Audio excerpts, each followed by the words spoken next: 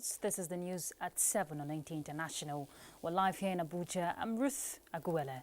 Let's bring you the headlines. Americans on edge as more intrigues unfold in United States election. President Donald Trump heads to court. President Muhammadu Buhari hosts National Council of Traditional Rulers, reassures youths of government positive moves in addressing their concerns. A Nigerian National Petroleum Corporation to resume oil exploration at Chad Basin.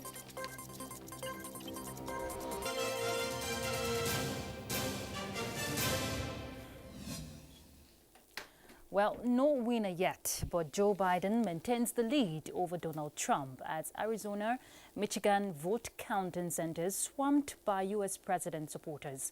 Justin Bem-Unyi gives us an update on the U.S. election now. Joe Biden is one state away from a presidential victory after winning Michigan, placing him 6 electoral votes away from the needed 270. Biden, who has 264 electoral votes, has multiple paths to victory, while Trump, who has 214, would need to take all the remaining states to win. Meanwhile, protests have emerged in a number of locations across the U.S. In Chicago and New York, largely Democrat crowds marched in support of all votes being counted. In Michigan, Trump supporters have protested a counting center calling for the count to stop, whereas in tightening Arizona, Biden supporters called for the count to continue. In a press conference, Joe Biden told reporters his team believes it is the winner. Meanwhile, Trump's camp has claimed the Democrats are cheating in Pennsylvania. I'm not here to declare that we've won, but I am here to report when the count is finished, we believe we will be the winners. We want all voting to stop. We don't want them to find any ballots at 4 o'clock in the morning and add them to the list. The race now centers on Arizona, Nevada, Georgia, Pennsylvania, and North Carolina, following projections on Wednesday that Biden will win Michigan and Wisconsin.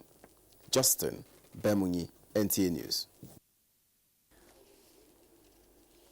All right, joining us now to look at the issues arising from the U.S. election is Professor Kamal Bello. He's a political scientist at the National Open University of Nigeria. Thank you, Prof, for joining us. Good evening. Now, we know it's day 3 into the U.S. election. What have you seen that makes this election unique? I'm not hearing you clearly. I said it's day 3, into the U.S. election. What have you seen that makes this election unique? The election is unique because of the campaign style of Trump specifically. And it is being recorded that 66.9% voters turnout was recorded, which is the greatest in the last 120 years of American election. It's a great huge turnout of voters. Voter apathy has reduced. The two candidates were able to ginger the electorates to come out. So close to 70% of electorate voted in this election, which is a record. And it has been said it's a record which has not been beaten in the past 120 years. All right, we have seen the intrigues playing out. Are you surprised at the outcomes we have seen so far? No, since the voters turned out in large number, 70%, then definitely there must be, in case of observation, because there's not been delay like this in the election of U.S., at least the vote garnered by Biden of Democrat is enough for Trump to have considered defeat and congratulate him. But he's still carrying on. So that's why he's interested. The interest is being piqued because the competition is a bit stiff. Okay, now with President Trump's team heading to court, now do you see a prolonged legal battle? And what is the implication of that on U.S. democracy, considering the fact that this is the first time we're seeing something play out like this? No, there may not be any serious legal battle. As far as the election, the counting is still on. Because Trump is saying that he will use the Supreme Court to stop the counting. But the counting is still on. As far as the counting is on, Biden is close to the Electoral College, 264, only 6 remaining. As far as the counting is still on, And at the end of the day, definitely a winner must emerge. Yes. Even the remaining states, if Trump can garner them, definitely he too can win, which is a bit difficult according to analysts. All right, thank you very much, Professor Kamal Bello, for your contribution there. May the best man win. Thank you, Prof. Thank you very much. I'm grateful. All right, now back home, President Muhammadu Buhari is reassuring the nation's youths that the federal government has heard their loud cries and important steps have been taken towards addressing the genuine concerns. He, however, warned that any attempt at threatening the peace or sabotaging efforts at dealing with the various challenges confronting the country will not be tolerated. The president was speaking at an audience with the National Council of Traditional Rulers of Nigeria, led by the Sultan of Sokoto, Mohammed Sa'ad Abubakar. Let's get the details now from State House correspondent Adam Sambo. I am indeed glad that we are having this meeting, although not under the best of circumstances. The meeting, in response to the recent happenings in Nigeria, President Buhari said underscores the indispensability of the royal fathers in maintaining peace and security in the country. I want to once again thank you for the role you all have played to calm down our youth with wisdom and authority. By instilling hope and keeping the peace, you have rendered the country great service. Strong, transparent efforts, the president said, are underway towards addressing those he described as rogue elements of the Nigeria police. The Nigerian police force will also undergo much needed reform that covers welfare, working conditions, and code of conduct that will usher in a more professional workforce. To succeed in all of this, we will require your support and voice to help amplify the message.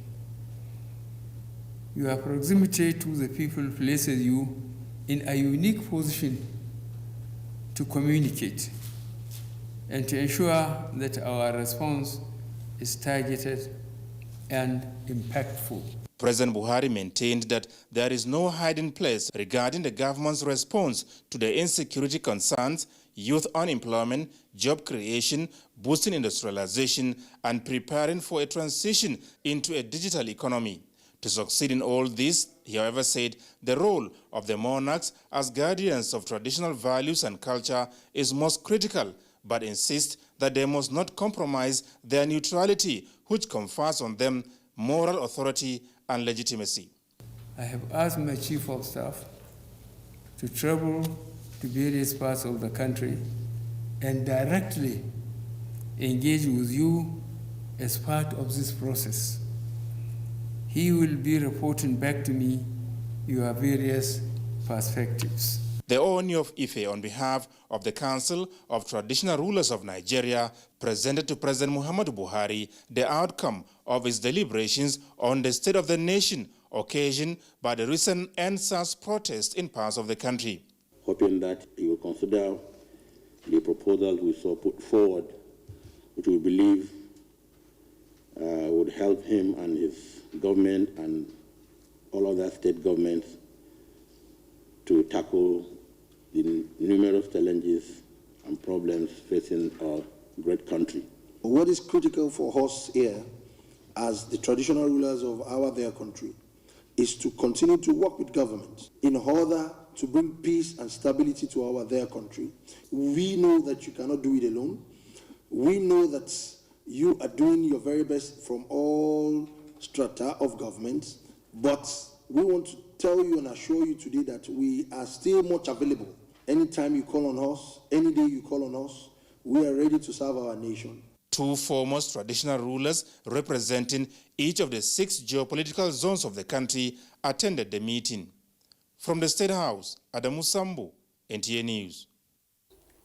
In September 2017, the National Council on Privatization, chaired by Vice President Professor Yemi Osinbajo, gave approval to the commencement of the privatization of AFAM power plants to inject additional power into the national grid and improve electricity nationwide. Now, in furtherance of this effort at reforming the power sector, the federal government this Thursday signed an agreement with Transcorp Consortium, the preferred bidder of AFAM power plant, with a bid sum of 105 billion naira. State House correspondent Jide Onifade reports. The AFAM power plant capacity is about 1,000 megawatts, but current generation stands at a little above 100 megawatts, and it is hoped that the new owners would be able to improve on this. The Buhari administration's goal is to eliminate the challenges in the power sector by improving liquidity in the market through a host of measures, including the recently announced National Mass Metering Program and the transition to a service-based tariff. We need a power sector that can provide quality service to Nigerian consumers and sustain itself. And there is a promise from government to continue creating more opportunities for local and foreign investors. We continue to work on our ease of doing business reforms to drive foreign investment. But our local investors are always the great litmus test for the investment environment. And this transaction is a confirmation of the reform trajectory of the government. Chairman of the consortium, Tony Elumelu, says the deal signifies the commitment of government to bringing the people out of poverty, a fact corroborated by the Director General of the Bureau of Public Enterprises, Alex Oko. Government's genuine commitment to lifting Nigerians out of poverty, the government's genuine commitment to creating jobs for our people, that will contribute our own quota in making that happen. We're very happy that, there is a strong interest, right, by the private sector in the power sector to ensure that we're able to deliver efficient power to the generality of Nigerians at a socially acceptable price. The AFAM power plant capacity is about 1,000 megawatts, but current generation stands at a little above 100 megawatts. We have a vision of generating 25% of Nigerians' power. And today, by signing this deal, we are closer to that as we continue to support the vision for Nigeria. We're talking of a takeoff capacity of 350 megawatts. With all that is going on right now, with the Presidential Power Initiative is activated, then that is tremendous good news for Nigerians. The AFAM power plant is among the 9 power assets listed for sale, alongside 10 other government-owned companies, all projected to yield over 260 billion naira. In the State House, Jide Onifade, NTA News. The president of Kosovo, Hashim Tachi, has resigned. We hear this move is to enable him face allegation of war crimes. Nuk do të lejoj në asnjë rrethon që para gjyqit të dalë presidenti i Republikës së Kosovës. Prandaj, për të mbrojtur integritetin e presidencës së Republikës së Kosovës, integritetin e shtetit e Kosovës, integritetin dhe dinjitetin e qytetarit të Kosovës, popullit e Kosovës, duke respektuar edhe partneritetin me Bashkinë Ndërkombëtare, unë sot jap dorëheqjen nga pozita e presidentit të Republikës së Kosovës. Global update on COVID-19, and Joyce Ametu will tell us what's up. A regional head of the World Health Organization said the coronavirus pandemic is having a knock-on effect on other vital health services in Africa as countries are forced to redirect already stretched resources. The continent of more than 1 billion people has been spared the worst consequences of COVID-19, with relatively low death rates and infections than seen elsewhere. Turning attention to the United States, there were more than 100,000 new cases of coronavirus on Wednesday, a record one-day increase. 1,100 COVID-19 deaths were also recorded.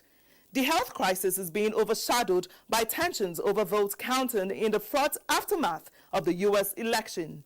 Meanwhile, Greece's conservative government on Thursday ordered a nationwide lockdown to help contain a resurgence of COVID-19 cases. The country's prime minister said the new restrictions will come into effect this Saturday. WHO dashboard as at 6 p.m. local time shows that global caseload has reached 48,646,833 and 1,233,891 fatalities. Of these figures, Africa has recorded 1,841,929 cases, while Nigeria has seen 63,328 confirmed cases, 59,675 recoveries, and 1,155 deaths recorded. To other stories making rounds, the Ethiopian Prime Minister Abiy Ahmed has vowed to continue a military offensive in the northern state of Tigray, despite international calls for restraint. Abiy's administration accused the Tigray People's Liberation Front of attacking the military. The TPLF, which governs the state, said it could not ignore the danger. And that ends this segment. I am Joyce Ometu. All right, let's go on a short break. We'll be back shortly, so you stay tuned. What does it take to get ahead in today's world? To get your dream job, the perfect girl, even a table at your favorite dance club. It takes moving fast. It takes moving at the speed of 4G. With Intel 4G LTE, you've got it all covered. That's because you have access to super fast unlimited data that enables you move as fast as the speed of light. Now, no download is too heavy, no conversation too long. Nothing is impossible. Get Intel 4G LTE Advanced today and do so much more. Intel. Live.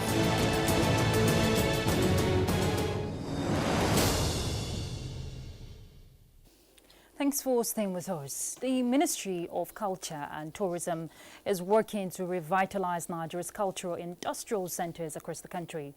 The Minister of Information and Culture, Lai Mohammed, was speaking at the 2021 Budget Defense session with the Senate Committee on Culture and Tourism. National Assembly correspondent Ignatius Nkwo reports. Some ministers have the oversight of their portfolios spread across 2 parliamentary committees. Minister of Information and Culture Lai Mohammed is one of them. This is his second 2021 Budget Defense visit to the Senate within 1 week. The first was before the Senate Committee on Information and now the Committee on Culture and Tourism. After giving an overview of the 2020 budget of the culture and tourism sector, the minister explained that out of the 947 million naira capital allocation to the sector, 157 million will be spent on revitalizing existing cultural industrial centers, while special projects on innovative creative industries and collaboration with filmmakers, youth engagement and the fight against piracy will receive 139 million.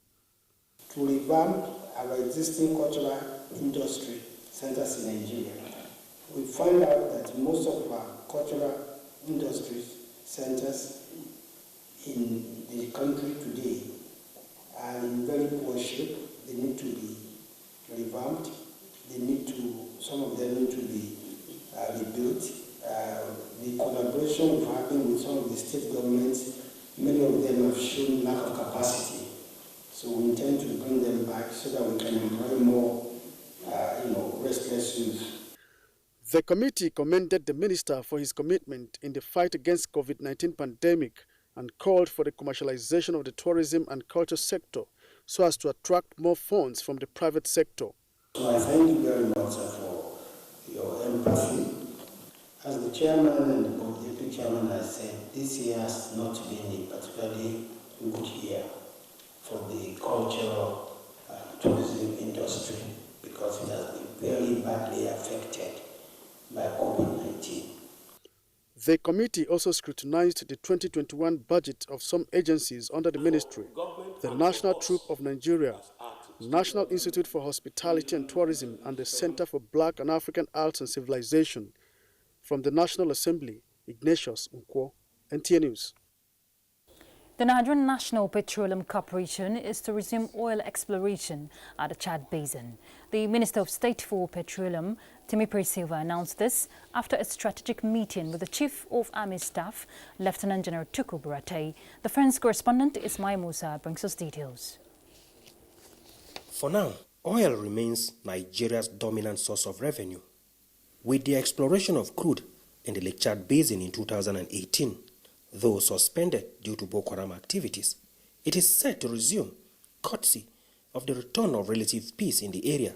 The reason why we came here is first and foremost to thank the Chief of Army Staff and the Nigerian Army for the great job they continue to perform in the Northeast. This meeting between the Minister of State for Petroleum and the Chief of Army Staff, Lieutenant General Tuku Buratai, is to enhance the resumption of exploration. We have found oil in Gombe, and we believe that there is a lot of oil to be found in the Chad Basin. We have seen a lot of prospects in the Chad Basin, and we want to commence exploration and drilling activities, and that's why we are collaborating with the Nigerian Army to ensure that security is provided for activities to commence very soon. Thank you very much. The partnership between the Nigerian Army and the NNPC is critical to Nigeria's quest to expand her frontier in crude oil exploration, particularly in the Northeast. From the headquarters of Operational Afia Dole in Maiduguri, Borno State, Ismail Musa, NTA News. Well, Nigerians can honor the memory of fallen heroes and military veterans who paid the supreme price for the nation's unity by supporting welfare initiatives for their family. Secretary to the Government of the Federation, Boss Mustafa, stated this while receiving members of the Nigerian Legion in his office. Mitari Ikman will tell us more. The Nigerian Legion is at the presidency again to emphasize the need to recognize the sacrifices of Nigeria's military heroes and also canvass patronage of the Armed Forces Remembrance Emblem. Mr. President, who is our grand patron, did the final launch of the 2021 Armed Forces Remembrance Appeal Fund. We will appeal to you, your office, to communicate same to other ministries, parastatals, and other government agencies. For the SGF, Nigeria's commitment to global peace comes at a great cost, which should not be undermined. We believe that people who have worked to preserve the unity of this nation and peace and tranquility in other nations, even in the times of retirement or having paid the supreme sacrifice, even in the course of duty, deserve better recognition, deserve better support, and deserve better care. He urges workers in federal ministries, departments, and agencies to support the Nigerian Legion by wearing the Armed Forces Remembrance Emblem with pride. In Abuja, Mitaire Ikben, NTA News. A look at food security. The number of people and communities facing food crisis and emergency in the northeastern Nigeria we hear has dropped. Now, this is based on the survey conducted by Food and Agriculture Organization and World Food Programme. Musa Baba Aliyu reports. And nutrition. 16 states in the north and the FCT were surveyed with a view to examining the food security and nutrition in the states. The results of the survey shows that only 5 local governments with a population of 433,000 are in food crisis in Borno State. More than 9.8 million people in 12 states are under pressure in terms of access to food. Environmental challenges, conflict and activities of terrorists are factors affecting food supply chain in the areas surveyed. And the projection shows that actually, if interventions are not done now, we shall have many people falling into food insecurity and malnutrition. Representatives of the Federal Ministry of Agriculture and Rural Development were at the forum where the document was presented to stakeholders for action. This disruption has ignited the need for governments at all levels to build resilience in order to avert the imminent and looming food crisis in the country and the region at large. United Nations agencies, including the World Food Programme and FAO, are currently supporting millions of people in the Northeast with a view to assisting them with basic nutritional food. Musa Baba Aliyu, NTA News. Katsina State Government has unveiled a platform to encourage innovative and develop the potential talents of youths in the state and the nation at large. The platform, tagged the Katsina National Talent Hunt Challenge, is a competition flagged off by the State Governor, Bello Masari. Justin Brem Unyi brings us details. The Talent Hunt Challenge is the first of its kind in Katsina State. It is an initiative by the State Governor, Bello Masari, as a competition to serve as a veritable platform for discovering and recognizing hidden and exceptional talents. The program is designed in such a way that participation is not only limited to students, but to all interested eligible indigents of Katsina State and Nigeria as a whole that show interest. The state hopes to search for talents in arts, engineering, architectural, oratory, theatre, design, among others. The Katsina government says partnering with and developing capacity of the youths is one of the cardinal objectives, and that is why it remains committed to supporting brilliant ideas from the young people. We give them opportunity, work with Albedo to develop their skills and put them into business and support them with seed capital. And if we don't do that, then the whole exercise will go to waste. We are starting with, this is just a starter.